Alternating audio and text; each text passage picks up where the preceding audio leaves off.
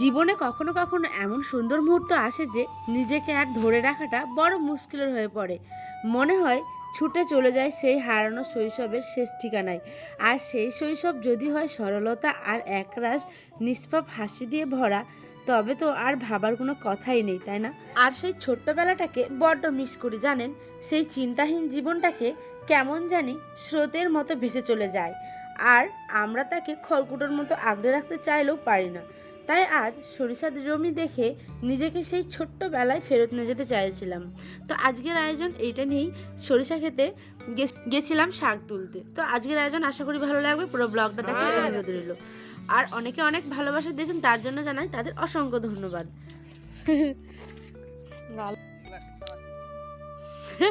শাক তুলছে সবাই বাড়ির। ও দিদি, এইদিকে তাকান, সরষার শাক তুলতে হচ্ছে। আপনারা কোথা থেকে দেখছেন? আমরা মালদা ডিস্ট্রিক্ট থেকে বলছি, ওয়েস্ট বেঙ্গল। তো হ্যালো এভরিওয়ান, গুড মর্নিং। কেমন আছো সকলে? আশা করি ভালো আছো, সুস্থ আছো। তো আমরা এখন যাচ্ছি হচ্ছে সরিষা জমিতে শাক তুলতে। তো পুরো ব্লগটা দেখো। আর সাথে আছে এই যে মা, এই যে মা, আর সামনে আছে মামা। দাঁড়াও দেখাই। আর এদিকে দেখো প্রচুর লোক এই সরিষা গাছ লাগিয়েছে, কিন্তু এখনো কত ছোট ছোট।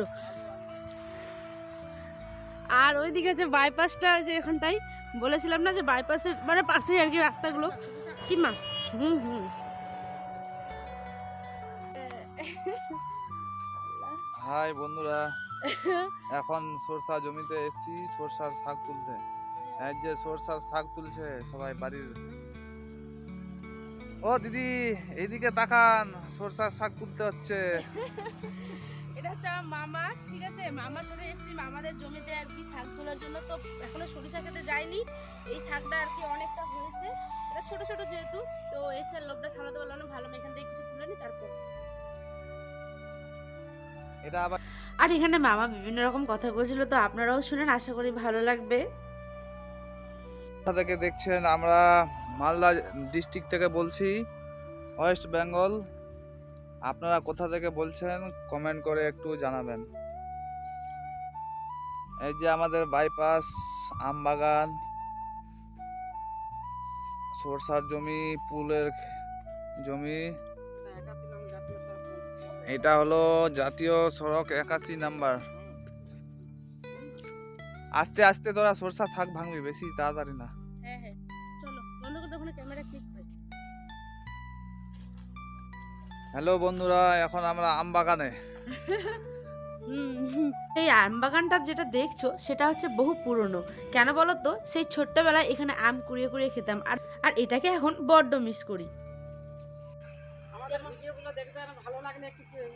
কমেন্ট করে জানাবেন।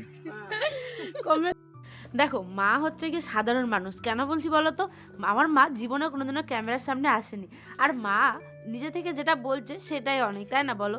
তো তোমরা কেউ কিছু মনে করো না প্লিজ, আমার মা কিন্তু এরকমই আর সাধারণ। এটা লাল এখানে সরষা, এই শাক খেতে খুব সুস্বাদু। এই শাকটা খাবার খুবই সুস্বাদু, এই শাক খেতে খুব ভালোবাসি। আপনারা এই শাক খেতে কেমন লাগে সবাই জানাবেন, আর বাড়িতে কিভাবে শাক রান্না হয় আপনারাও জানাবেন। আর তরি কিন্তু হয় দুই রকমের, তরি আর তরা। যেটা তরা বলে সেটা হয় হলুদ রঙের, আর তরিটা হচ্ছে লাল রঙের। তো আমরা এসেছিলাম তরি খেতে, মানে লাল আস্তে সরিষার আস্তে আস্তে শাক আস্তে। তুলতে। তাড়াতাড়ি পড়লেই শাক ভেঙে যায়। মামিকেও নিয়ে আসতে হতো। মামি এসছে আগে কোনোদিন মাঠে হ্যাঁ এসছে না, শাকটা তুলতে এসছে। হ্যাঁ, বাড়িতে সবাই শাক টাক তুলতে আসছে। আস্তে আস্তে করে একটা একটা করে পাতা ভাঙ, কোনো সমস্যা নাই। বেশি ভাঙলেই এখন আর ফুল ফুটবে না, ভালো হবে না আমার।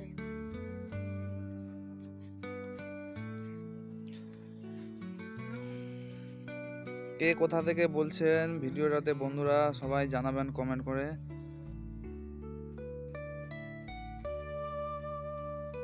আলু জমি আর এই পাতার শাক খেতে কিন্তু দুর্দান্ত ভালো লাগে বন্ধুরা, একদম মুখে লেগে রাখার মতো। আর যদি তুমি মানে কি বলো ওটা, রসুন দিয়ে তেলাই না মামা, হ্যাঁ, রসুন বা পেঁয়াজ দিয়ে কিছু দিয়ে আর কি যদি তেলাও, তাহলে একদম দারুণ।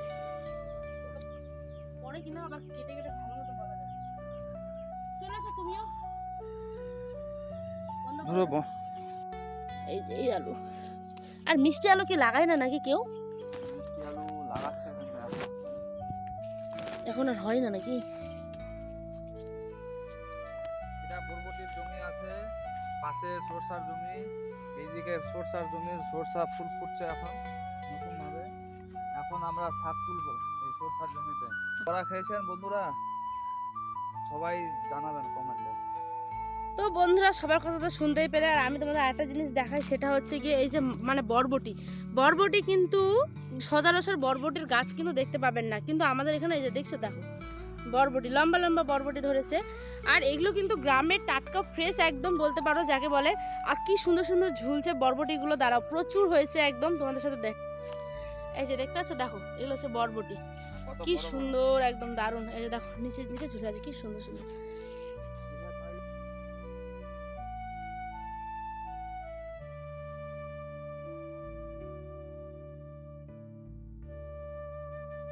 আর মালদা ডিস্ট্রিক্ট থেকে কেন বললো বলো তো? যেহেতু আমি এসেছি বাবার বাড়ি, আর আমার শ্বশুর বাড়ি হচ্ছে উত্তর দিনাজপুরে, সেই জন্য মামা এখানে বলছিল আমাদের বাড়ি মালদা ডিস্ট্রিক্টে।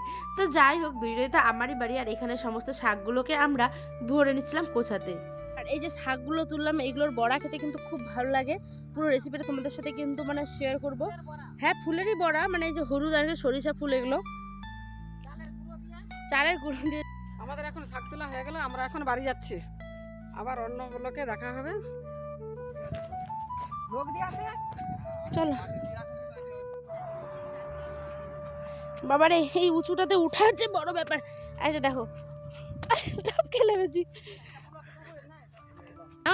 ওদিকে দেখো। এটা আমাদের ধান বীজ আছে, এটা রোপণ করা হবে 1 মাস পরে। কি সুন্দর হয়েছে। তো আমরা এখন মানে বাড়ি যাচ্ছি, আমাদের প্রায় শাক তোলা কমপ্লিট, ঠিক আছে? তো দেখে থাকবেন আর কি নতুন ব্লগে। আর এই যে মামা, বিদায় মামাকেও। আর আমি আর মা চলে যাবো এখন। এই ধর চলো, এই যে 1 ছোলা শাক হয়েছে। জমিতে সরিষা তুলা শাক আর কি শেষ। দেখাবে অন্য একটি ব্লগে। সকলে ভালো থেকো, সুস্থ থেকো, সকলে টাটা। আর ওই দূরে হচ্ছে আমাদের বাইপাস আর কি রাস্তা। তো বন্ধুরা আজ এই পর্যন্ত, দেখাবো অন্য একটি ব্লগে। আল্লাহ হাফেজ।